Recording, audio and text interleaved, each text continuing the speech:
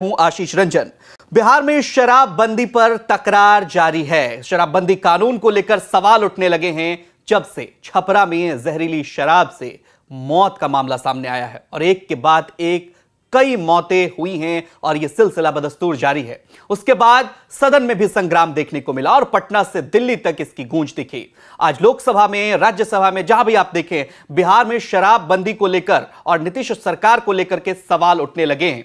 इन्हीं मुद्दे पर आज हम चर्चा करेंगे कि क्या वाकई बिहार में शराबबंदी कानून जो है इसकी कोई जरूरत भी है या फिर जो तकरार चल रहा है इसका सॉल्यूशन आखिर क्या होगा, क्योंकि जिस तरीके से लोगों की मौतें हो रही हैं वो अपने आप में कई तरह की चीजों पर इशारा करता है और मुख्यमंत्री जिस तरीके से बयान देते हैं उसके बाद इस पर विपक्ष जो है लगातार हमलावर भी होता है और विपक्ष का सवाल शराबबंदी कानून को लेकर के भी है, बिहार में किस तरह से इसे एग्जीक्यूट किया जाना चाहिए उस पर भी उसको लेकर के भी है। लेकिन बिहार तक पर जो दर्शक इस प्रोग्राम को देख रहे हैं और तमाम तरह की जो प्रतिक्रियाएं आ रही हैं उसको लेकर के सीधा सीधा शराबबंदी कानून पर ही सवाल उठाया गया है। अब बड़ा सवाल यह है कि क्या बिहार में शराबबंदी कानून रहना चाहिए या नहीं रहना चाहिए, या जिस तरह की घटनाएं हो रही हैं इसको लेकर के सरकार कुछ सबक लेगी। हमारे साथ रमेश तिवारी सर हैं, एग्जीक्यूटिव एडिटर हैं आज तक के। बहुत बहुत स्वागत है सर आपका। डॉक्टर राजीव सिंह हैं, पॉलिटिकल एनालिस्ट हैं। दोनों मेहमानों का बहुत बहुत स्वागत।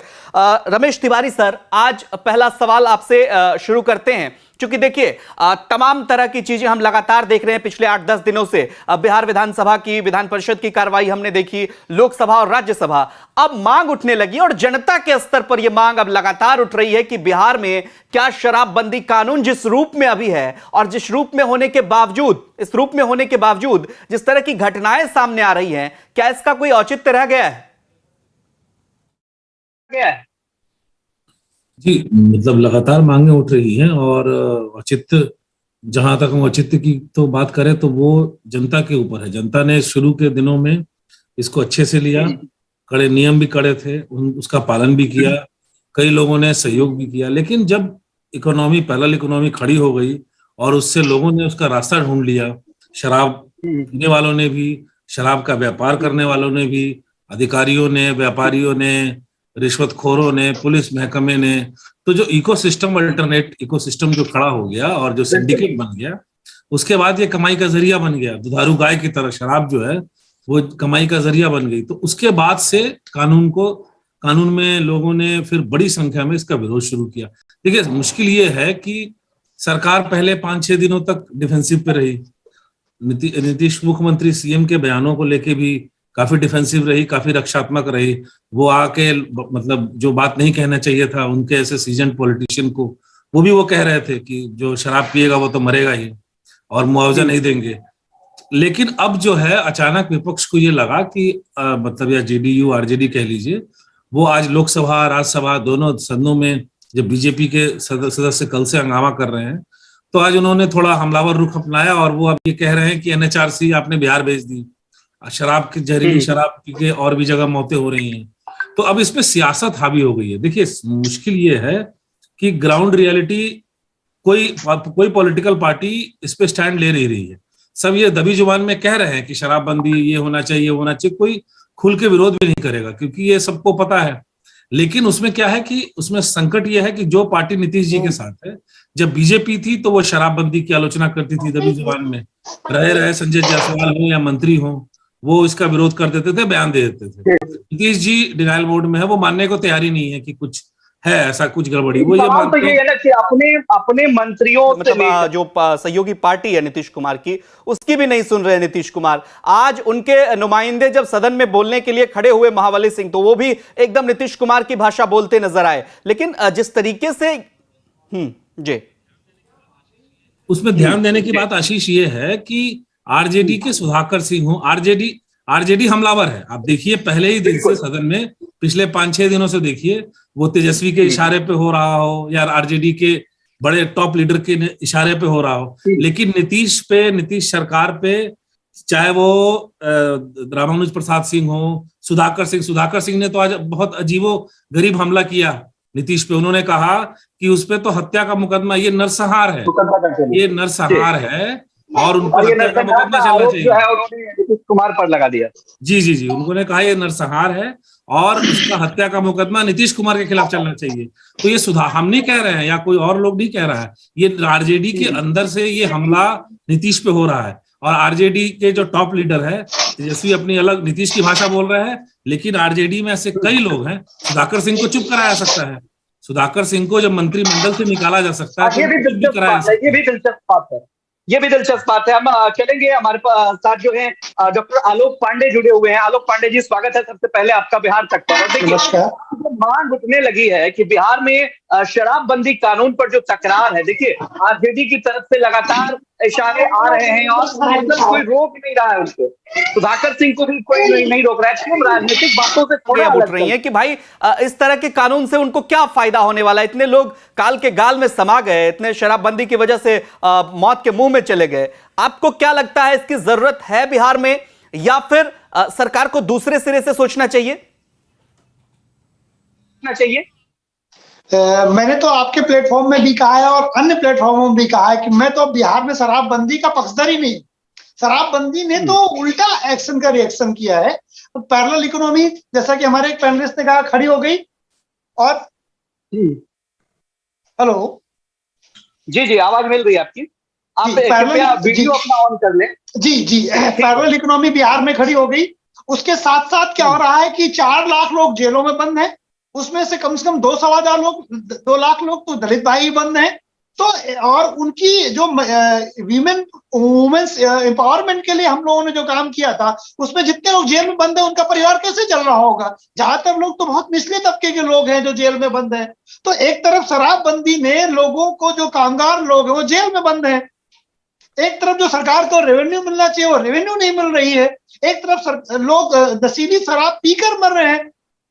कई साल हो गए, 5-7 साल हो गए बिहार सरकार को बहुत गंभीर प्रयास करते हुए, लेकिन मुझे उसके तो कोई परिणाम दिखाई नहीं दे रहे हैं। तो फिर मतलब बड़ा एक बोल्ड बयान है मेरा, लेकिन मैं तो मतलब समीक्षा के पक्ष में हूँ कि भाई समीक्षा करिए और लगे कि ठीक है इसे ढंग से लागू किया जा सकता है तो लागू करिए। अगर नीतीश सरकार उसे ढंग से लागू नहीं कर सकती है तो अपने हाथ खड़े करें। पूरे भारत में 6 राज्यों को छोड़कर सब जगह शराब लीगलाइज तरीके से बिक रही है। अब आप शराब बंदी भी किए हैं, रेवेन्यू का भी लॉस हो रहा है, लोग मर भी रहे हैं, दारू पी भी रहे हैं, पैरेलल इकोनॉमी दारू की खड़ी हो गई है, वाइन की। तो हर तरह से लॉस है बिहार में शराबबंदी को। निश्चित रूप से इस पे सवाल लेंगे। इस पर एक मुकम्मल राय तो बननी चाहिए सरकार के स्तर से भी, क्योंकि जनता के स्तर पर देखिए इस तरह की चीजें निकल करके सामने आ रही है कि उनको कोई फायदा नहीं हो रहा है इस चीज से। इवन वो अपनी जान गंवा रहे हैं। लगातार इस तरह की तस्वीरें 4 जिले से आ गई, और इससे पहले भी कई जगहों पर हम बात कर ले, भागलपुर की बात कर ले, शिवहर की बात कर ले, शराब से, जहरीली शराब से मौत होती रही है। कोई बड़ा फायदा तो नहीं दिख रहा है, और जनता के स्तर से अब इसका विद्रोह जो है वो शुरू हो गया कि भाई इस तरह के कानून को आप क्यों जिद के जरिए रखे हुए हैं? डॉक्टर राजीव सिंह। वही मुझे देखिए, यहाँ पे बिहार में छपरा में 80 से ज्यादा लोग मर गए हैं। लाखों लाख, जब से 80 महीने से ज्यादा हो गए शराबबंदी को, लाखों लाख जेल के अंदर बंद हैं, कई लोग मुकदमे में हैं। मुझे समझ नहीं आ रहा है कि नीतीश कुमार को आखिर हो किया गया है। पर्सनली देखिए, मैं नीतीश कुमार जब शराबबंदी किए थे वो बहुत अच्छा काम था शुरुआत में, उसके अच्छे रिजल्ट भी आए थे। घरेलू हिंसा कम हो गई थी, 1 करोड़ से ज्यादा लोगों ने शराब पीना बंद हो गया था। लेकिन अभी भी देखिए, ये पता नहीं कि कौन सा जिद है, मैं समझ नहीं पा रहा हूँ। मुझे तो विश्वास नहीं हो रहा कि आखिर नीतीश कुमार को हो किया गया, या उनके सलाहकार कौन है, ये कौन सा जिद है? इतने सारे लोग मर गए हैं, आप समीक्षा क्यों नहीं करते? अभी भी नीतीश कुमार कह रहे हैं कि नहीं हम इसका सर्वे कराएंगे। अभी वो पता नहीं किस गलतफहमी में जी रहे हैं, कौन सलाह दे रहा है उनको। अभी भी वो कह रहे हैं कि हम सर्वे कराएंगे। ये हो क्या रहा है? आपके डीजीपी, आपकी सुप्रीम कोर्ट तक में किरकिरी हुई, सुप्रीम कोर्ट ने कहा कि नहीं है। तो है ही। संतोष सर, आपके पास आना चाहेंगे, क्योंकि देखिए व्यवहारिक रूप से ये तो तय बात है कि सही नहीं है। एक लगातार एग्जाम्पल दिया जाता है, गुजरात में भी तो है, लेकिन वहां एक गांधी का नाम है, इसलिए जो भी सरकारें वहां पर रही हो या आएंगी जाएंगी, जो भी सरकारें, एक गांधी के नाम की वजह से वहां पे जो है शराबबंदी है, और इसको लेकर के अपने अपने तर्क हैं। कई स्टेट जिन्होंने शराबबंदी लागू की, वापस उनको कानून को लेना पड़ा। जनता के स्तर पर जब आप लोगों को समझाएंगे नहीं, ये समझा दीजिए कम से कम कि भाई शराब पियोगे तो मरोगे, और अगर जिस तरह से कानून का सहारा लेकर के आप फिर वही बात कह रहे हैं, इसका मतलब प्रशासन तो पूरी तरह से फेल है उसको लागू करवाने में। तो जिद किस बात की है? देखिए, एक इंफॉर्मेशन हम अपने जो पैनल में जो गेस्ट है उनको भी इंफॉर्मेशन दे दें। अब जिद जो भी हो, कल RS भट्टी जो DGP बने हैं उन्होंने बैठक बुलाई है 10 बजे। बिहार के सभी DIG और IG उपस्थित रहेंगे और उसमें सिर्फ एक ही एजेंडा है, शराब मुक्त बिहार कैसे हो सकता है। अब आप जिद के हद करिए तो अब जिनको लाए हैं उनको भी आज आधे घंटे के मंत्रणा वो तो मान लिया जाए जो नीतीश कुमार कहेंगे उस पे उस लाइन पे उनको चलना पड़ेगा सर। ये तो ठीक है, भट्टी साहब किस तरह से उसको लागू करा आगे चलकर। लेकिन सवाल तो ये है ना कि इतने लोगों की मौतें हो रही हैं और ये कोई मतलब आज पहले भी मौतें हो रही थी। शराबबंदी अगर जनता के स्तर पर आप जो है उनको नहीं समझा पा रहे हैं तो कानून थोप कर तो किसी चीज को लागू नहीं किया जा सकता ना। ये तो सरकार खुद कहती है, तो ये तो थोपा जा रहा है ना लोगों। देखिए आपके पैनल में अगर कोई महिला रहती ना तब आपको समझ में आ जाता है कि कितना। अभी हम तमाम अपने रिपोर्टर से महिलाओं की राय वो भी बुला लेंगे ठीक है, फिलहाल नहीं है।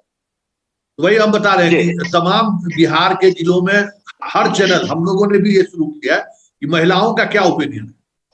देखिए जैसे जैसे आप जो नीचे तबके की महिलाओं के बीच जाइएगा, जो दिहाड़ी मजदूरी करके खाना जिनके यहाँ बन रहा है, वो आज भी नीतीश कुमार के इस फैसले के साथ खड़ी है और उनका कहना है कि और मजबूती से लागू कीजिए, जितनी मजबूती से लागू हो सकता है उतनी मजबूती से लागू कर दीजिए। और नीतीश की भाषा वो बोल रहे हैं, मरने दीजिए, तो उसको मरने दीजिए लेकिन इसको लागू रखिए और कठोरता से इसको लागू कीजिए। तो जो देश राज्य की जो आधी आबादी है, जो सुबह सुबह 6 बजे वोट पहले मतदान तब जलपान वाली जो वोटर है, वो कहती है कि भाई नहीं लागू रहना चाहिए। हर चैनल ने आपका ये तर्क सर सही हो सकता है और निश्चित रूप से आप अपनी बात रखिए, लेकिन एक सवाल हम जानना चाहेंगे कि देखिए जिस तरीके से ये तय बात है, लेकिन इसको आखिर सुचारू रूप से चलाया कैसे जाए। सवाल तो यही है ना कि हर जिले में इस बात को आप मानेंगे कि आज मतलब कौन ऐसा गली मोहल्ला नहीं होगा जहां चोरी छिपे शराब नहीं मिलती है। कि हम आए दाएं की बात नहीं करेंगे, हम सीधा बात करेंगे कि शराबबंदी संभव ही नहीं है उसको लागू रखना। अब सरकार की जिद, जब भाई गुजरात में बंद है वहां भी पिछले 2-3 महीने पहले लोग 57 लोग मरे हैं और कल ही लोकसभा में नित्यानंद राय ने जो डाटा पेश किया है उसमें आप देखिए शराबबंदी में हर जहां शराब खुला हुआ है, जिस स्टेट में शराब खुल्लम खुल्ला मतलब सारी चीजें मिल रही है। मध्य प्रदेश में सबसे ज्यादा मौतें हो रही है, कर्नाटक में सबसे ज्यादा मौतें हो रही है, दिल्ली में मौत हो रही है। तो ये बड़ा सवाल है कि ठीक है चलते रमेश तिवारी सर। देखिए रोका नहीं जा सकता, लगातार सरकार सरकार अगर आप पर थोपती है तो ये रुकने वाला नहीं। और चोरी छिपे जिस तरह से शराब पीने की बात निकलकर सामने आती है, अगर सरकार इसको खोल भी दे तो क्या दिक्कत है। शराबबंदी कानून अगर वापस ले ले, रेवेन्यू भी बढ़ेगा, लोगों को अच्छी चीजें भी उपलब्ध हो जाएगा। अगर जनता ही ये चाह रही है तो ये सवाल ऐसे हो सकता है। तो यही तो नीतीश कुमार कर रहे थे, जो आज ज्ञान दे रहे हैं सभी जगह कि शराब पी के मर जाएगा। हर पंचायत में किसने शराब की दुकानें खुलवाई? इसी नीतीश कुमार ने। मतलब शराब के सारे बार 2006 का एक्साइज, 2006-8 का एक्साइज पॉलिसी देख लीजिए, अमेंडमेंट किया। हर पंचायत में एक शराब की दुकान होनी चाहिए। ये मैंने किया कि नीतीश कुमार ने किया या संतोष जी ने किया या राजीव सिंह ने किया? तो ये देखिए, ये सरकार, ये इनकी जिद है और कुछ नहीं, ईगो। आप किसी भी जो गरीब गुरबे की बात होती है महिलाओं की, आज उसी महिला का पति जो पहले 200 में शराब पीता था वो 500 में पी रहा है। ये कहाँ का नियम है? कोई सारे हर एक गांव में, मोतिहारी जिले में मेरा गांव है, मैं हर गांव जाता हूँ, दलित मेरे घर गांव में रहते हैं, 50 घर से ज्यादा 100 घर दलित है। वो जिसका पति जब पहले मैं जाता था तो मैं ये देखता था कि वो बहुत तारीफ करती है 2-3 साल तक, जब 2016 में ये नियम लागू किया गया। पिछले 3 सालों में वो गालियां खूब बरसा रही हैं नीतीश कुमार पे। क्यों? क्योंकि नियम, अब पहले उनके पति 100-200 में साहब शराब जो पीते थे, अब उनका खर्चा 500 हो गया है। वो जो फ्रूटी के पैक में आता है वो खुलेआम चोरी छुपे नहीं बिकता है बिहार के गाँवों में। वो उत्तर बिहार के, मैं कम से कम करीब ऐसे बहुत सारे गाँवों को जानता हूँ जहां वो खुलेआम बिकता है। फ्रूटी में बच्चे बेचते हैं, महिलाएं बेचती है। जिन महिलाओं की हम बात करते हैं कि उनके लिए बहुत अच्छा कानून आया और वो बहुत खुश हैं, आजकल वो कैरियर हैं, वो उस शराब के व्यापार की प्रमुख कैरियर के रूप में महिलाएं उभर रही हैं। ऑटो में ये तस्करी होती है।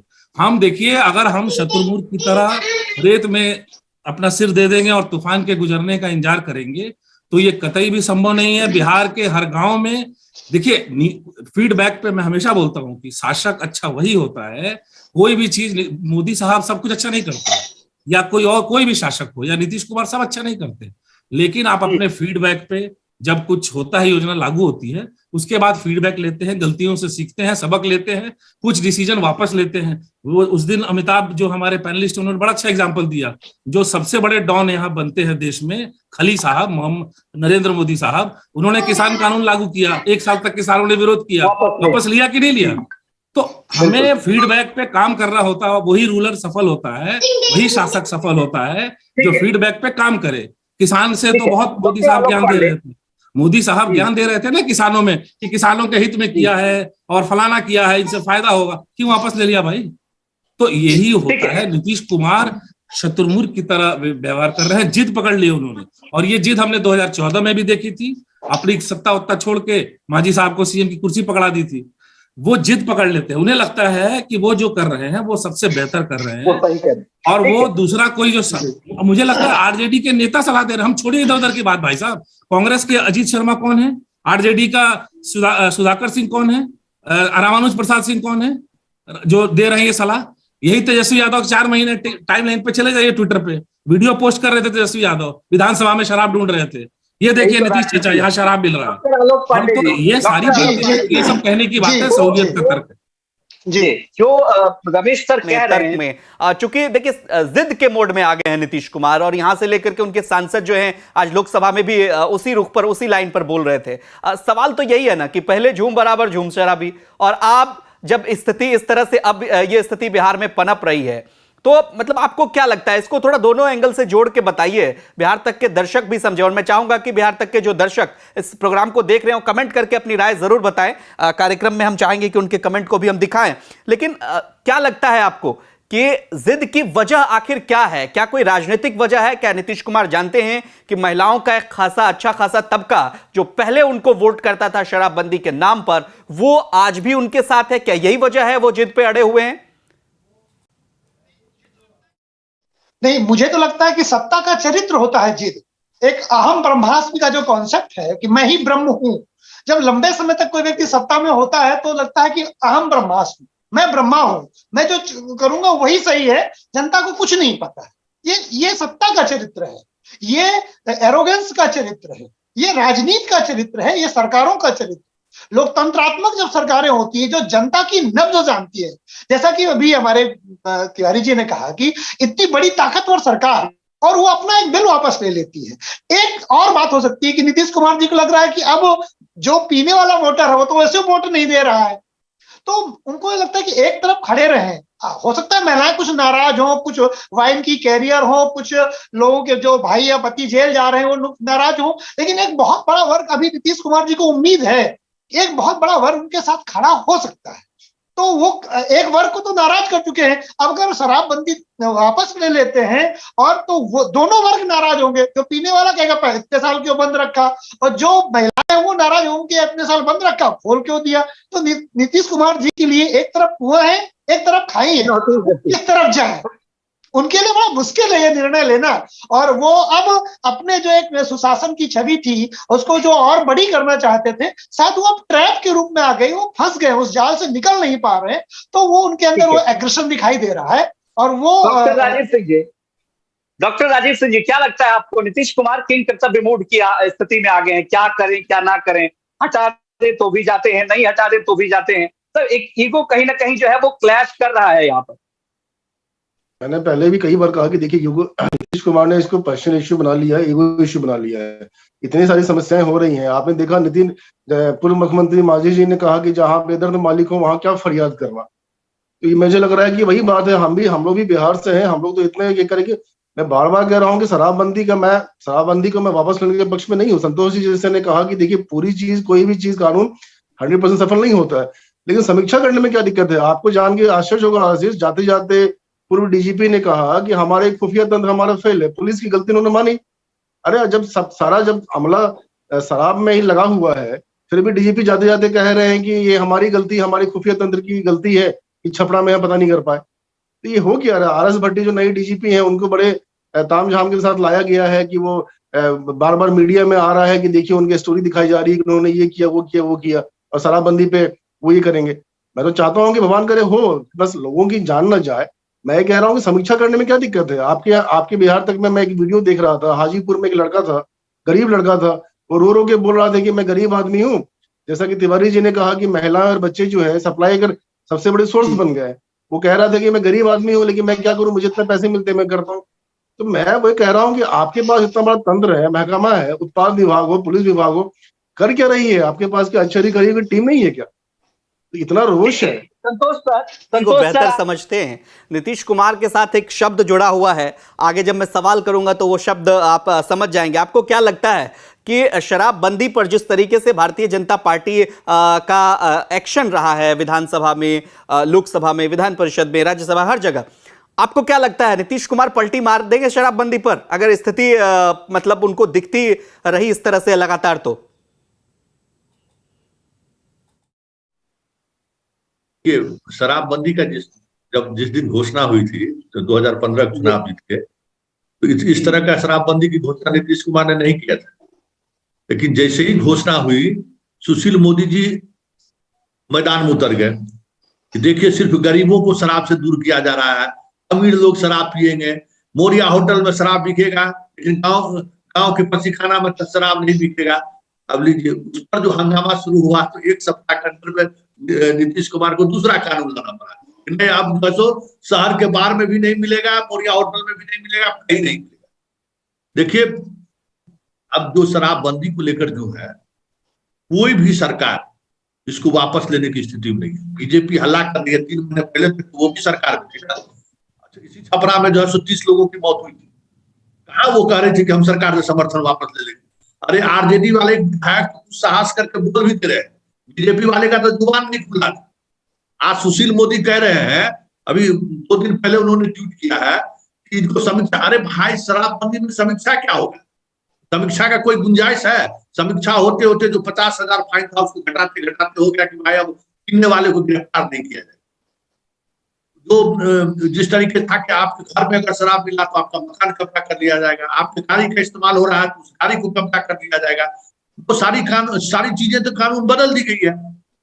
अब बहुत कम बचा हुआ और सुप्रीम कोर्ट में सुनवाई नहीं। सुप्रीम कोर्ट में लगभग 1 वर्ष से मामला लटका हुआ है।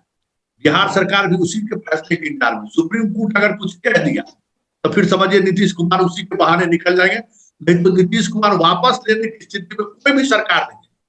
आज बीजेपी की सरकार स्टेट में बनता है, उनकी हैसियत नहीं है कि वो शराबबंदी कानून वापस ले दे। शराबबंदी ठीक है, चलिए। में इस तरह की कोई संभावना नहीं दिख रही है कि वो शराबबंदी कानून को वापस ले ले। कोई एक इस तरह से कोई फैसला आ जाएगा और उसी पर वो पार उतर लेंगे, और जिसके लिए नीतीश कुमार जाने जाते हैं।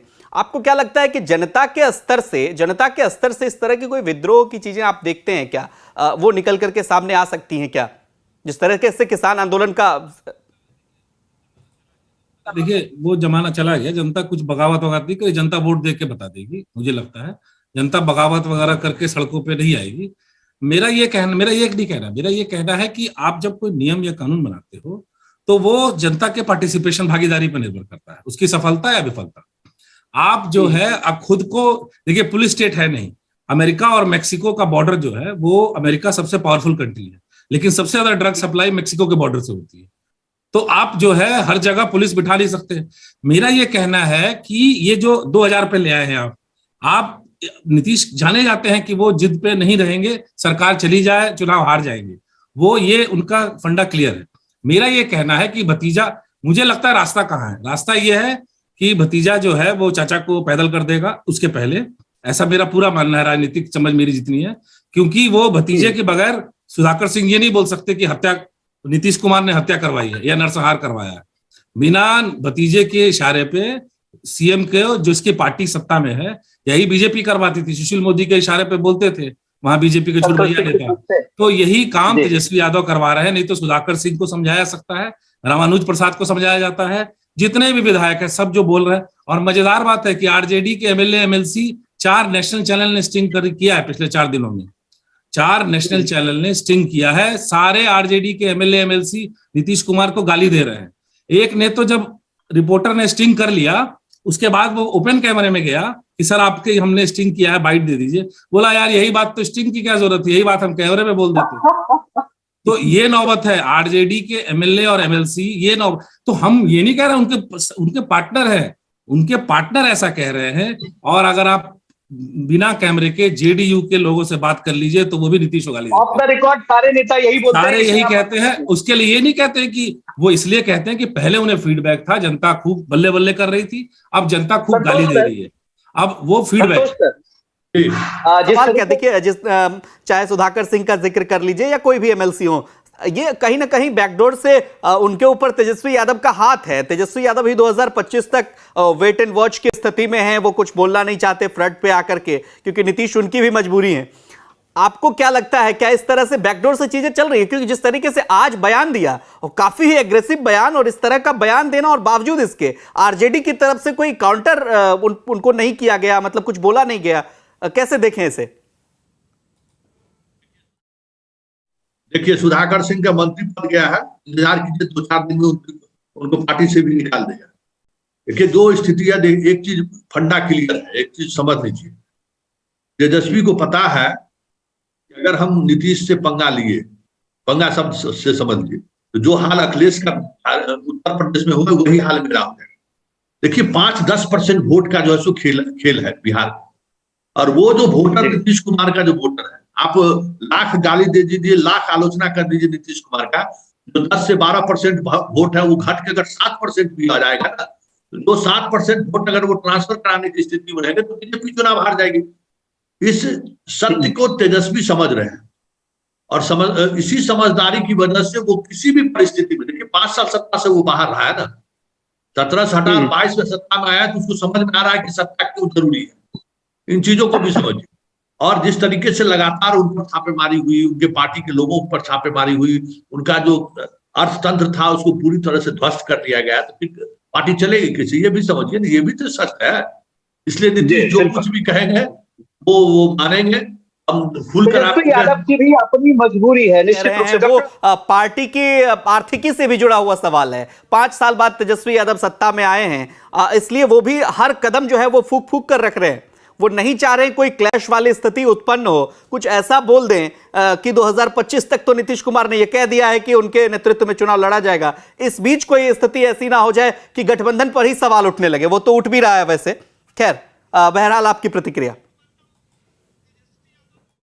तेजस्वी यादव तो उन्हें सीधे मुख्यमंत्री पद से हटाएंगे जब हटाएंगे। अब वो 23 में हटाएंगे, 24 में कि 25 में, ये जब हटा सकते होंगे तब हटा देंगे।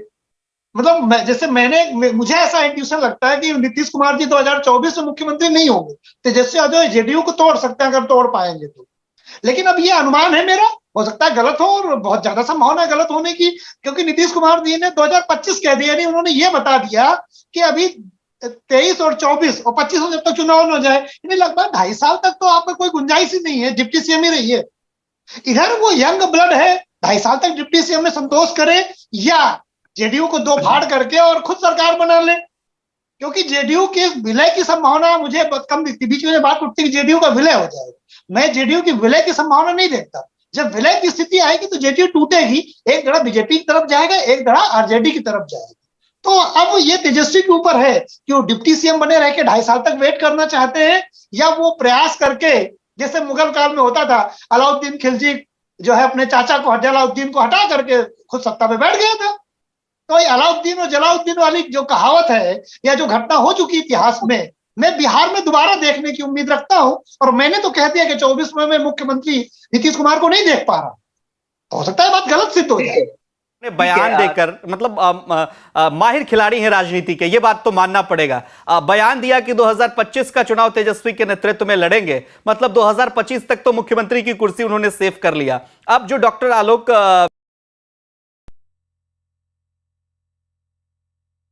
पांडे जी का कि इस तरह की संभावना वो नहीं देख रहे हैं, 24 में ही वो देख रहे हैं कि तेजस्वी यादव मुख्यमंत्री बन जाए, हो सकता है। डॉक्टर राजीव सिंह जी, देखिए मैं तो पहले भी कहा कि देखिए कुटनी उपचुनाव के बाद तो अब राजनीति बिहार की पल पल बदल रही है। जहां तक आज हम शराबबंदी की चर्चा कर रहे हैं, मैं एक बात आपको कहना चाहता हूँ, देखिए नीतीश कुमार जो है काफी जिद्दी है, काफी ईगो पे उन्होंने ले लिया है। और ये शराबबंदी जो है, कितना भी हम डिबेट कर लें, कितना भी हम लोग ज्ञान दे दें, कितना भी सलाह दे दें, वो किसी भी हालत में वापस नहीं लेंगे। सरकार उनकी चलेगी, सरकार रहेगी, ये जाए। उस वापस तभी होगा जब चाहे हाई कोर्ट, चाहे सुप्रीम कोर्ट हो, चाहे पटना हाई कोर्ट कुछ उनको कहे कि वापस लो, उनकी आड़ में वो ले लेंगे। तो मैं वही कह रहा हूँ कि देखिए ये जो है ना नीतीश कुमार की जो है बहुत मजे हुए राजनीतिज्ञ है, और जो है वो सब कुछ सोच के करते हैं, सब कुछ पकड़ के।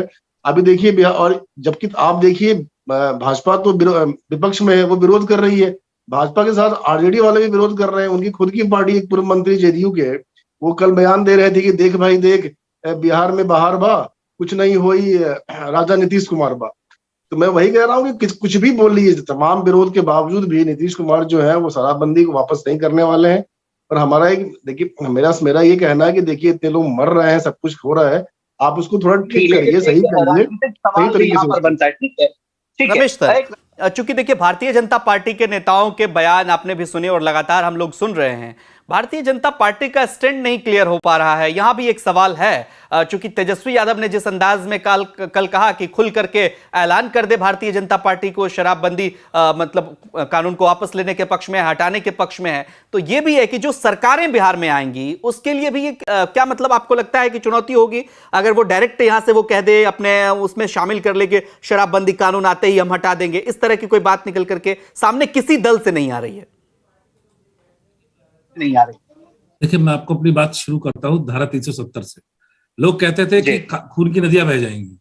आज कोई मैनिफेस्टो में रख ले कि धारा 370 वापस कर देंगे, कोई नहीं कहेगा।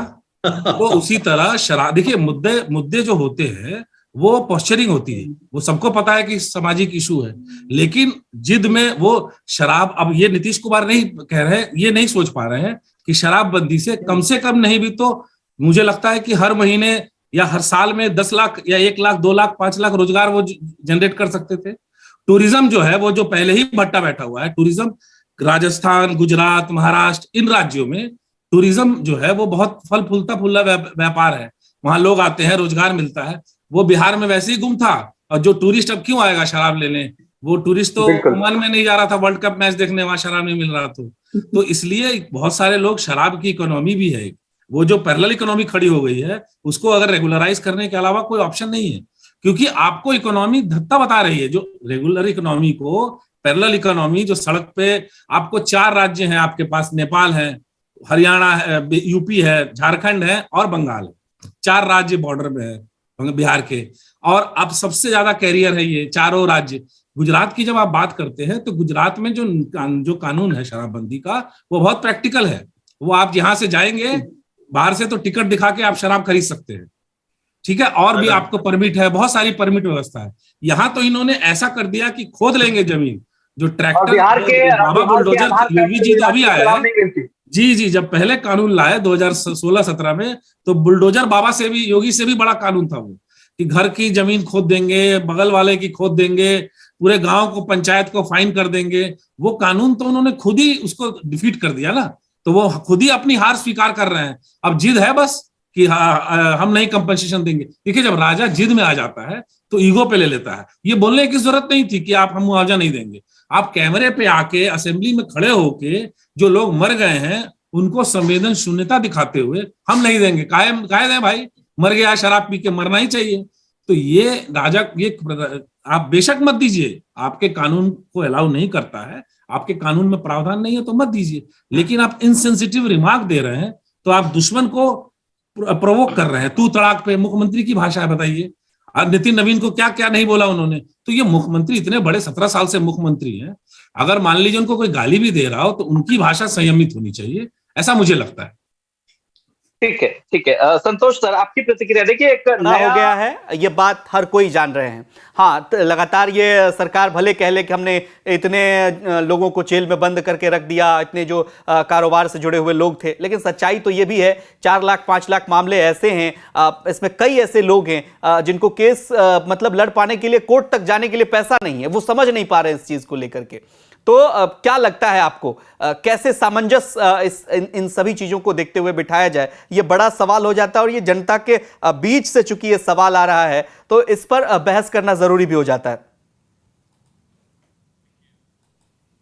देखिए, ये शराबबंदी कानून से पहले जो है विधानसभा का संयुक्त बैठक हुआ था, दोनों विधानसभा और विधान परिषद के तमाम दारू पीने वाला विधायक भी उसमें बैठे हुए थे और विधान पार्षद भी बैठे हुए थे। बाहर में भले हम लोग कह रहे थे कि विश्वास फंसा दिया हम लोग, हम लोग करे क्या शपथ ले लिए है, अभी शपथ कैसे पालन होगा, ये अलग बात। देखिए समस्या क्या है ना कि इसको नीतीश की भाषा देखिए, नीतीश शराब वाला मामले को छोड़ दीजिए तो दूसरे में इस तरीके का भाषा का इस्तेमाल नहीं करते। अब उनके होने न होने का सवाल है, उनके अब अंतिम पारी है उसका ना, तो वो चाहते हैं कि हम अगर इस कानून के सहारे अगर हम अड़े हुए हैं तो जो वोट बैंक मेरे पास में है या तो फिर वापस आ जाए या फिर जो बना हुआ है वो बना रहे। ये देखिए एक चीज बताइए कि वो उन्होंने कहा कि जितने पासी है उनको 1-1 लाख रुपया हम देंगे, बस ये खाना तारी बेचना को बंद करें। अभी हर जगह प्रखंड मुख्यालय पर शिविर लगाया जा रहा है, जो भी तारी बेचने वाले व्यवसायी करते थे उनको 1 लाख रुपया आप आइए और 1 लाख रुपया सरकार दे देगी। उसमें सबसे ज्यादा पैसा लेने के लिए भी लाइन में कौन खड़ा है उसका भी रिपोर्ट करा लीजिए, महिला लोग खड़ी है। तो वो इस पैसे के सहारे भी अगर मान लीजिए कि पूरे गांव में अगर 40 पंचायत में 40 को शराब बेचने वाली महिला है या पुरुष है, उसको 1-1 लाख रुपया मिल गया तो 40 लाख रुपया उस गांव में पहुंच गया। लेकिन नीतीश कुमार इस मामले में बहुत ही तेज तरार और चतुर पॉलिटिशियन है। वो लोग डायरेक्ट बेनिफिट योजना का समझ है कि जैसे साइकिल और पोशाक देके बरसों बरस तक उस जनरेशन का वोट वो लेते रहे ना। अब इनका ये फंडा है कि जो शराब तारी बेचता है या जो महुआ बेचता है उसको हम 1 लाख रुपया दे दे। हम डायरेक्ट बेनिफिट स्कीम के चक्कर में ये जाना रहते हैं। ये आज के लोकतांत्रिक जो व्यवस्था है उसमें हर सरकार को देखिए कि हम आपको डायरेक्ट बेनिफिट देंगे, वो वोट में हमको तब्दील हो जाएगा। तो नीतीश कुमार लाभार्थी वर्ग तैयार करने की कोशिश में। हाँ वही है। अब समझ जाइए ना कि 1-1 लाख रुपया कम 1 लाख रुपया थोड़ी होता है। खुल्लम खुल्ला प्रखंड में आप आवेदन दीजिए, वहां के वार्ड से अगर टाउन में तो वार्ड से दस्तखत कर देगा, गांव में है तो मुखिया देगा कि हाँ ये तारी बेचने का काम करता था, अब ये नहीं बेचने का काम करेगा या पान की दुकान खोलेगा, कुछ परचून की दुकान खोलेगा, इनको 1 लाख रुपया मिल गया। अब मान लीजिए कि सरकार ऐसे लोगों को अगर 1 लाख परिवार को 1-1 लाख रुपया वो दे दिया, 6 महीना खाने के लिए तो उसके पास पैसा हो गया, तो दुकान चले या ना चले। Direct benefit scheme.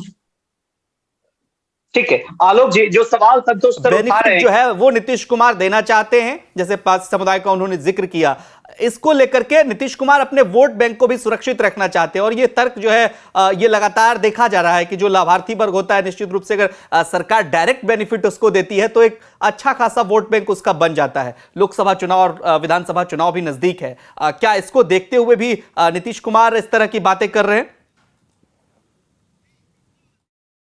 नहीं बिल्कुल, देखिए डीबीटी स्कीम तो ये बिल्कुल है, लोकतंत्र में बार्गेनिंग शक्ति को बढ़ा रही है सरकार या वोटर की।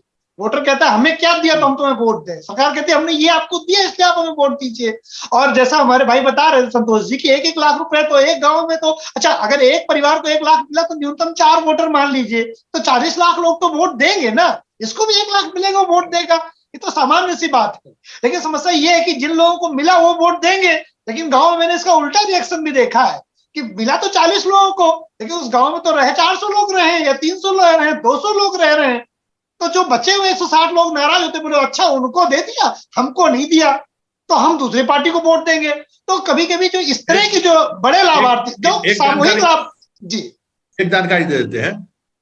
और जो शराब पीने वाले लोग हैं वो शराब छोड़ते, दूध दही खाए, इसके लिए 10,000 रुपया, इसलिए कोई बचाव नहीं रहेगा। आने वाला स्कीम वही है कि जो शराब छोड़ेगा ना उसके परिवार को 10,000 रुपया दिया जाएगा कि रोज इसको 1 लीटर दूध पिलाइए, शराब इसको छोड़वाइए। ये इसीलिए कोई बचने वाला नहीं है। नहीं तो अगर ये चीजें चलती रही तो निश्चित बात है अपना एक बड़ा वोट बैंक खड़ा कर रहे हैं, जितना भी उनका वोट बैंक है वो कंसोलिडेट करने में फिर सफल रहेंगे। क्योंकि देखिए लोकतंत्र में जो अरविंद केजरीवाल जी ने नॉर्थ इंडिया में शुरू किया, जो तमिलनाडु में जयललिता और की पार्टी ने शुरू किया था, वही फिर बिहार में नीतीश जी कर रहे हैं और केंद्र में भाजपा की सरकार लेके आ रही है, वो दूसरी तरह से लेके आ रही है, सब कर रहे हैं, इसमें कोई एक दल नहीं है। इस पे हम अब दोनों मेहमानों का जवाब ले लेते हैं। देखिए ये जरूरी हो जाता है। और अच्छा हुआ कि आलोक जी ने केजरीवाल का भी जिक्र कर दिया। डायरेक्ट बेनिफिट का जो फायदा है वो मिल जाता है सरकार को कभी कभी। आपको क्या लगता है, क्या इसी जुगत में नीतीश कुमार है, जिस तरीके से उन्होंने अब घोषणाएं करी है ये योजना अगर वो पहले लागू करते, ये तो क्राइसिस मैनेजमेंट है। ये तो आप देख रहे हैं कि अब चीजें हाथ से निकल गई है। वो जो बाकी देखिए दो तरह की होती है सब्सिडी। एक होता है कि आप जो डिजर्विंग है, जैसे कि केजरीवाल की स्कीम सबके लिए है, तो वो मैं ऐसे दिल्ली में डीटीसी में कई फैमिली को जानता हूं जो ये स्कीम लेना नहीं चाहती है। जो ये फ्री का बसों में मुफ्त जो महिलाओं को जो राइड दिया जाता है, वो सवारी वो मुफ्त नहीं करना चाहती है, लेकिन वो नियम है। देखिए मैं इसमें दूसरी बात कह रहा हूँ, जो मैं अपनी बात शुरू करूंगा, मैं ये कह रहा हूँ कि गुटखा बैन है बिहार में, गुटखा बैन है। आप असेंबली में चले जाइए, जदयू के अध्यक्ष, राष्ट्रीय अध्यक्ष कौन है, आप उनके पार्लियामेंट में चले जाइए और उनकी मीटिंग में चले जाइए।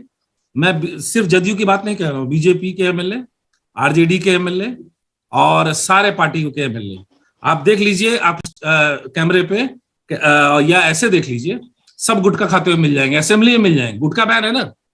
देखिए ये सब सिर्फ पॉस्चरिंग होती है, खुद नियम करना नहीं है हमारे लिए, नेताओं के लिए। तो तेजस्वी साहब तो असेंबली में ही दारू की बोतलें ढूंढ रहे थे ना। उसी तेजस्वी साहब 4-5 महीने पहले तो शराब की बोतलें ढूंढ रहे थे खाली।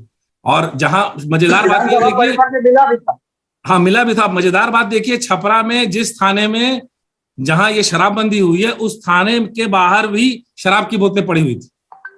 उस थाने के बाहर कई पत्रकारों ने ग्राउंड रिपोर्ट किया है, बिहार के ही पत्रकारों ने। तो वो देखिए ये सब चीजें हम यूटोपियन कॉन्सेप्ट भूल जाते हैं कि चूहे भी कभी शराब पी जाते हैं बिहार में। हाँ, वो हम जब सब चीज को जब नेता फंस जाता है, घिर जाता है, तो वो हम उसको ये आकलन करते हैं कि वो ये चीज करेगा, वो ये चीज करेगा। देखिए बेनिफिट पहुंचाने के बहुत से तरीके हैं। वो बिजली मुफ्त कर दीजिए, वो बहुत सारे सब्सिडी दे दीजिए। ये इस जाल में जनता के स्तर पे आपको समझाना पड़ेगा। अगर शराब पीने से रोकना ही है, जो शराब पीना निश्चित रूप से बुरी बात है, तो आप जनता के स्तर पे जाके इसको समझाइए। जनता समझदार होगी तो वो मान लेगी। लेकिन रमेश तिवारी सर जो बात कर रहे हैं, डॉक्टर राजीव सिंह जी, जिक्र किया, अक्सर हम तस्वीरों में, वीडियो में इस तरह की चीजें देखते हैं। और इवन कई नेताओं के घर पर तो इस 2016 से लेकर के 2022 में हम चल रहे हैं, कई बार जो है शराब की बोतलें पकड़ी गई और उन पर क्या हुआ नहीं हुआ ये तो खैर नीतीश कुमार जाने। कुछ जनता को जो कुछ बतलाते हैं उसे स्वयं वो खुद नहीं अपना पाते हैं कि सरकार के नुमाइंदे की बात हो रही है। और जब मैं सरकार की बात कर रहा हूं तो पक्ष और विपक्ष दोनों शामिल है, विधायक की बात मैं कर रहा हूं। आपको क्या लगता है कि ये कानून जो है इसलिए फेल है कि मतलब ऊपर से लेकर नीचे तक सिस्टम भी नहीं चाह रहा है कि ये कानून आए बिहार में, और एक नया आर्थिक तंत्र, अवैध आर्थिक तंत्र जो खड़ा हुआ है, इन सब के बीच जनता पिस रही है और नतीजा छपरा के रूप में हम देख रहे हैं। तिवारी जी ने देखिए बिल्कुल सही कहा कि नाम लेना किसी का ठीक नहीं होगा, लेकिन कई बार हंसी आती है जब आरजेडी के, जेडीयू के, अलग अलग पार्टी के नेता जो है शराबबंदी पे बात करते हैं और प्रेस कॉन्फ्रेंस के दौरान ही वो गुटखा खाते हुए दिख जाते हैं। हर कोई देख रहा होता है कि गुटखा खा रहे हैं। तो मतलब ये क्या चल क्या रहा है? ये क्या नीतीश कुमार के टीवी नहीं देखते हैं, नीतीश कुमार के नहीं देखते हैं? मतलब ये सब सिर्फ आम जनता के लिए जो है, ये सब आम जनता के लिए परेशानी हो रही है। और जहां तक इसमें एक चीज मैं कहना चाहूंगा कि जैसे मैं देख रहा था, जब आप और पता नहीं नीतीश कुमार को शराब के नाम पे क्या हो जाता है, ऐसा मैं उनको कई बार सुन रहा हूँ, कई सालों से सुन रहा हूँ। उनका जो व्यवहार है काफी सौम्य तरीके से बात करते हैं, लेकिन जब शराब की बात हो जाती है तो पता नहीं को क्या हो जाता है। एक जो राज्य का सीएम है, ओवर एग्रेसिव हो जाते हैं। एक राज्य का सीएम है, आप बताइए 80 लोग मर गए, अब आप कह रहे हैं कि जो पिएगा तो मरेगा, मुआवजा नहीं देंगे। अरे कहने की क्या जरूरत थी? आप मत दो। आप सीएम हो, आप राज्य के मुखिया हैं, आप गार्जियन हैं, गलती किया है, गलती सब करता है, बहुत आदमी गलती करता है, तो पता नहीं क्या मतलब क्यों बुखला जाते हैं। और कई बार देखा है मैंने प्रेस कॉन्फ्रेंस में, नाम लेना ठीक नहीं होगा, सब पैनल में जानते हैं, आप भी जानते होंगे। आप शराब में बात कर रहे हो, मुंह में गुटखा लेके आप खा रहे हो, तो ये हो क्या रहा है? संतोष सर, ये बताइए, देखिए 2024 का लोकसभा चुनाव है और उसके ठीक अगले साल 2025 में विधानसभा का चुनाव है। भारतीय जनता पार्टी जब चुनावी मैदान में होगी या अन्य पार्टियां चुनावी मैदान में होंगी, ये मुद्दा बनेगा क्या? जिस तरह से ये मौत हुई है, और देखिए भारतीय जनता पार्टी निश्चित रूप से ये कहने में कोई गुरेज नहीं, और पत्रकार को तो विपक्ष का पक्षधर होना चाहिए। जिस तरीके से लगातार भाजपा ने इस मुद्दे को उठाया है, और आपको क्या लगता है 2024 में ये बड़ा मुद्दा बन सकता है क्या? देखिए, ये खतरा कोई नहीं लेगा। आप याद करिए कि जब ये लोग विधानसभा से सीधे घटनास्थल पर गए थे, जिन गांव में मौत हुई थी, तो जब मीडिया वाले इनसे सवाल पूछा तो इन्होंने क्या कहा कि हम शराबबंदी के पक्ष में हैं, लेकिन बाकी व्यवस्थाएं ठीक नहीं थे। तो जिसके पास आप सहानुभूति लेने गए थे, उसको वहां भी आप शराबबंदी के पक्ष में। देखिए, ये ऐसा नैरेटिव है ना, इस नैरेटिव से बाहर निकलना, और इसको मुद्दा सुशील मोदी ट्वीट कर रहे हैं ना। सुशील मोदी तो कल प्रेस कॉन्फ्रेंस किए, वो कहते शराबबंदी वापस लीजिए सरकार, या शराबबंदी को लेकर, शराबबंदी को लेकर कोई चर्चा बिहार में मुद्दा बनाने की कोशिश तो छोड़ दीजिए, चर्चा करने के लिए कोई पॉलिटिकल पार्टी सार्वजनिक मंच पर तैयार नहीं। इसका सॉल्यूशन देखिए, जब हम कोई बहस करते हैं संतोष सर, जब हम किसी मुद्दे पर बात करते हैं तो इसका कमेंट लूंगा, और फाइनल कमेंट, आखिर क्या सॉल्यूशन होना चाहिए? कोई मतलब पार्टी जो है उसे चिमटे से भी छूना पसंद नहीं करती। नीतीश कुमार ने एक ऐसा मतलब सेट कर दिया है फॉर्मूला। 2016 में शराबबंदी लागू हुई सर, और स्थितियां यहां तक पहुंच गई कि लगातार मौतें हो रही हैं। मौतों को छोड़िए, आर्थिक तंत्र लोगों का खराब हो रहा है, जो जिस तरह से सर जिक्र कर रहे थे, और भी हमारे साथ कई मेहमान जुड़े थे, लोग कह रहे हैं कि जो 100 रुपए में अवेलेबल हो पाता था, आज 500 में लोग खरीद रहे हैं, और उनको इसके चक्कर में उनके परिवार की इकोनॉमी बर्बाद हो रही है। सॉल्यूशन क्या निकलकर सामने आना चाहिए इसको लेकर? देखिए, किसान आंदोलन में भी सुप्रीम कोर्ट इंटरफेयर किया था, याद करिए। कोई आदमी, हम लोग में से कोई देखने वाला उत्साहित आदमी जाके सुप्रीम कोर्ट जाए, पॉलिटिशियन से वापस नहीं हो सकता है। कोर्ट ही कुछ बीच का रास्ता निकाल रहा है, क्योंकि पॉलिटिशियन के लिए गले की हड्डी बन चुका है शराबबंदी। न उसको निगलते बन रहा है, ना गलते बन रहा है। उनको वोट चाहिए, और वोट की राजनीति में शराब एक बड़ा मुद्दा हो गया है बिहार में। उसमें कोई समझाता, कोर्ट ही कुछ करते तो फिर आगे नीतीश जी जान लेके। ये देखिए, ऑफ द रिकॉर्ड यही है कि सब लोग कोर्ट की तरफ देख रहे हैं, और हमें लगता है कि 1 महीने के अंदर में कोर्ट वाला सुनवाई भी हो ही जाएगा सुप्रीम कोर्ट में, जो मामला पेंडिंग है, कई मामले पेंडिंग है। सुप्रीम कोर्ट कुछ बोले, इशारा से भी अगर वो बोल दिए ना कि भाई ये इस पे थोड़ा सरकार को कंसीडर करना चाहिए, वापस ले लेंगे। ठीक है, आलोक जी, क्या आपकी क्या प्रतिक्रिया है इस पर? हेलो जी आलोक जी, आप सुन पा रहे हैं? मेरी आवाज आ रही है आप तक? जी बिल्कुल जी। मैं तो ये चाहता हूं कि भाई मेरे गांव में एक कहावत है, या कह रहा रवासी आगे उनके भैया। तो मतलब सब लोग सुप्रीम कोर्ट के सहारे हैं कि बस अब सुप्रीम कोर्ट कुछ कहे तो हम इससे छुटकारा पाए, बवाल खत्म हो। तो अब जब सुप्रीम कोर्ट से उम्मीद है तो सुप्रीम कोर्ट को निर्णय देगा, लेकिन मेरा व्यक्तिगत मत है बिहार में शराबबंदी खत्म होनी चाहिए। मैं बोल्डली कह रहा हूँ, मैंने हर चैनल में कहा, और सुप्रीम कोर्ट के सहारे बंद हो या नीतीश कुमार के सहारे बंद हो। आशीष, आपने पूछा कि इसका सॉल्यूशन क्या? हर डिबेट का एक सॉल्यूशन है। देखिए, मैं शुरू से कह रहा हूं कि मैं शराबबंदी वापस लेने के पक्ष में नहीं हूं। शराबबंदी के देखिए, ये सही तरीके से इंप्लीमेंट नहीं कर पा रहा है, ये पुलिस प्रशासन की गलती है। इसका सॉल्यूशन यही है कि फिलहाल अगर आप सही तरीके से उसको इंप्लीमेंट नहीं कर पा रहे हैं, तो फिलहाल लीजिए और सही तरीके से, सही अच्छे से उसको इंप्लीमेंट करके फिर इंप्लीमेंट करिए। लेकिन शराबबंदी से फायदे हुए हैं, लेकिन सही तरीके से इंप्लीमेंट नहीं किया गया है, इसलिए ये सब चीज देखना पड़ रहा है। इंप्लीमेंटेशन की बात आप कह रहे हैं। रमेश तिवारी सर, आखिरी प्रतिक्रिया आपकी, क्योंकि देखिए जो तीनों मेहमान हैं वो इस बात को कह रहे हैं कि कोई पार्टी जो है इसको छूने का साहस नहीं कर पाएगी, लेकिन आपने 370 अमित शाह ने ये बात कहा था और उन्होंने उसको सच साबित किया। आपको क्या लगता है कि बिहार का राजनीतिक परिदृश्य आगे चल करके बदलेगा तो भारतीय जनता पार्टी इससे मुद्दा बनाएगी, या फिर सुप्रीम चाबुक का ही भरोसा किया जाना चाहिए? नहीं, देखिए, सुप्रीम कोर्ट कुछ नहीं कहेगा इसमें। कोर्ट ने किसान वाले में भी सरकार की नीतियों की ये बोला था कि कमेटी गठित करो, इसका सोल्यूशन निकालो। कुछ ये सुप्रीम कोर्ट एक जगह कहेगा तो गुजरात में क्यों नहीं बैन हटाओ? देखिए, सवाल बैन का है, कोई भी बैन सफल नहीं होता है। देह व्यापार बहुत देश में बैन है, सबसे ओल्डेस्ट ट्रेड है, लेकिन आज भी एग्जिस्ट करता है।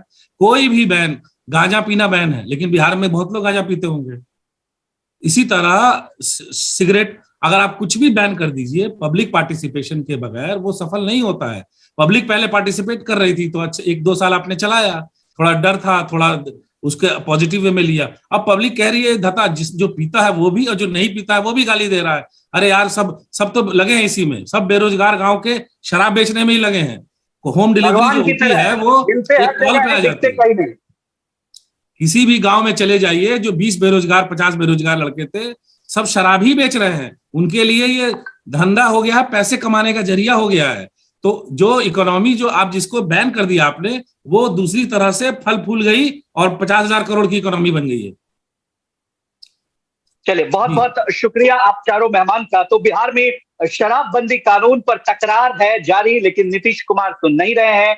जनता के शराबबंदी कानून जो है उसका रहना जरूरी है या नहीं, इस पर लगातार हमारा कवरेज जारी रहेगा। आज की चर्चा आपको कैसी लगी कमेंट करके हमें जरूर बताइए, और आपकी क्या राय है, क्या बिहार में शराबबंदी कानून रहना चाहिए या फिर शराबबंदी कानून सरकार वापस ले ले। इस पर तमाम तरह की प्रतिक्रियाएं हो सकती है, लेकिन हर तरह की प्रतिक्रियाओं के बीच राजनीतिक प्रतिक्रियाएं अहम हो जाती है। और जिस तरीके से छपरा शराब कांड को लेकर के 70 से ज्यादा लोगों की मौत हो गई है, प्रशासन पर भी सवाल है, सरकार के रवैये पर भी सवाल है, और सवाल मुख्यमंत्री पर भी है, जिन्होंने कहा पियोगे तो मरोगे ही। देखना यह होगा कि आखिर सरकार क्या कुछ फैसला ले पाती है, आने वाले दिनों में क्या पॉलिटिकल डेवलपमेंट हो पाता है।